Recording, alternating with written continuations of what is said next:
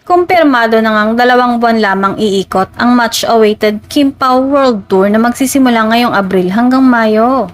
Ibinahagi ng Dreamscape Entertainment sa kanilang Instagram post ang official dates ng concert series.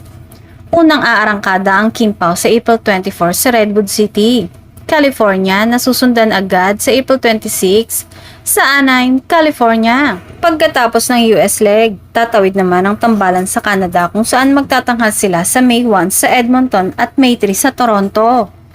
Dahil 2 buwan lang ang nakatakdang tour, marami agad ang nanghinayang at napabitin, lalo na ang fans sa iba't ibang panig ng mundo. Sa comment section pa lang, dagsa na ang pakiusap ng international supporters. Sana umano ay marami pang country ang puntahan nyo. May ilan ding fans mula sa Middle East, Europe at iba pang bahagi ng Asia ang umaasang maisasama ang kanilang bansa sakaling magdagdag pa ng tour dates.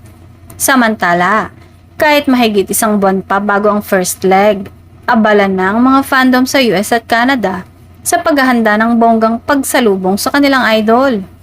Bukod sa inaabangang performances, mas lalong ikinakilig ng supporters ang posibilidad ng sweet at natural na lambingan on stage ng dalawa.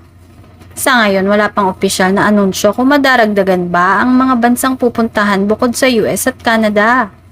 Kaya naman tutok na tutok ang Kim Paulandia sa susunod na updates. Umaasang masahaba pa ang world tour ng kanilang paboritong tambalan.